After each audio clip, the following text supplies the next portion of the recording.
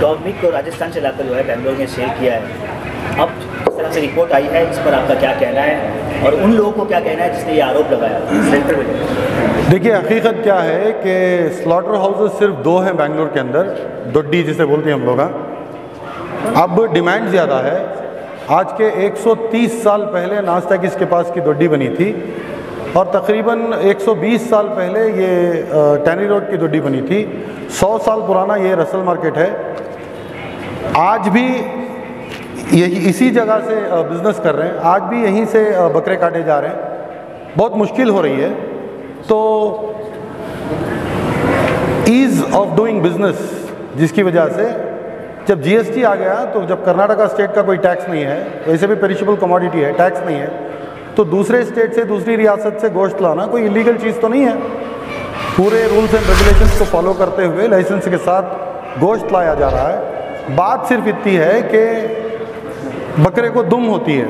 राजस्थान के साइड के बकरे देहाती रीजन में रहते हैं, मतलब डेजर्ट रीजन में रहते हैं, रेगिस्तानी रीजन में रहते हैं, तो वहाँ पर के बकरों को दुम होती है।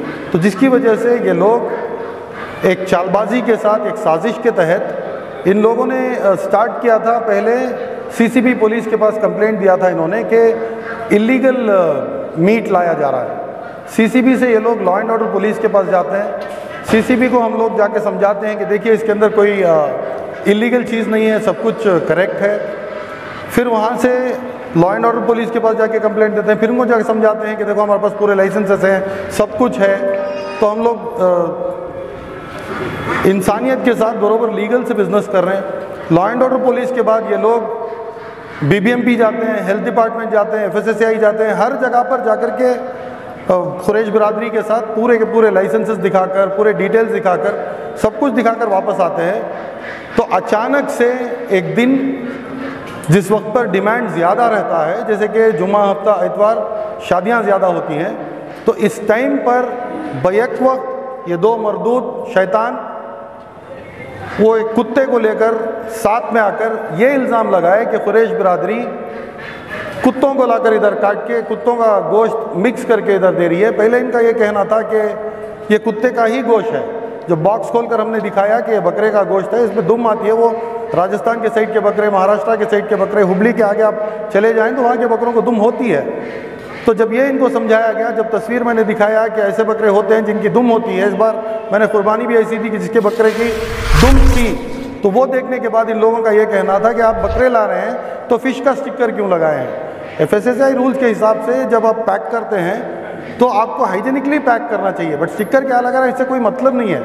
मछली का स्टिकर वो सिर्फ मछली की तस्वीर है उसके ऊपर, तो उससे कोई मतलब ही नहीं है। तो जब इनको ये भी पता चला तो उसके बाद में ये एक और आरोप ये लगा रहे, एक और इल्ज़ाम ये लगा रहे थे कि 30% इसके अंदर कुत्ते का गोश्त मिक्स कर रहे हैं। मैं आपको ये समझा दूँ, एनिमल हस्बेंड्री वेबसाइट से मैंने डेटा निकाला है, पूरे राजस्थान में सिर्फ 7 लाख कुत्ते हैं और पूरे जयपुर में सिर्फ 50,000 कुत्ते हैं। ये 3 महीने का भी बिज़नेस नहीं है।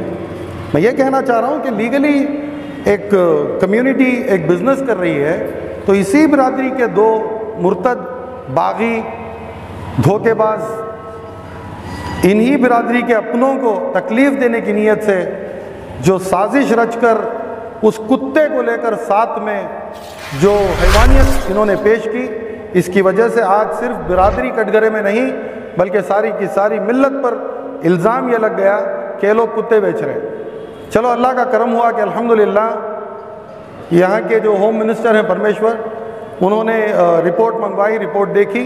रिपोर्ट देखने के बाद उन्होंने वजाहत की कि ये 100% नॉर्थ इंडिया साइड का बकरा है, जिसको सिरोही ब्रीड कहते हैं। ये एक स्पेशल ब्रीड है जो रेगिस्तानी टेम्परेचर्स में, रेगिस्तानी जोग्राफी एरिया में आसानी के साथ जी लेता है। उसके अंदर न्यूट्रिएंट्स ज़्यादा होते हैं और उसके अंदर प्रोटीन ज़्यादा होते हैं।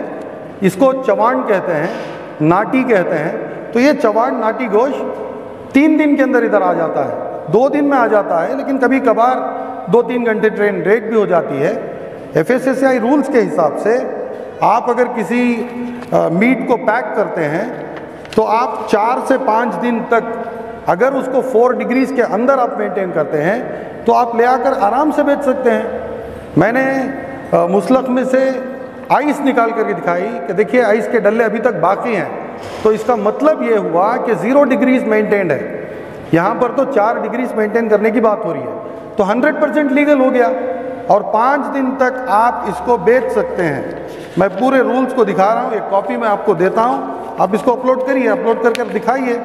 आप इसको 5 दिन तक अगर आपने 4 डिग्रीज मेंटेन किया है तो आप आराम से बेच सकते हैं। इसके अलावा एक और भी बात बता दूं, अगर आप -18 डिग्रीज पर इसको फ्रीज करते हैं तो आप इसी गोश्त को 10 महीने से 12 महीने तक भी आप इसको बेच सकते हैं।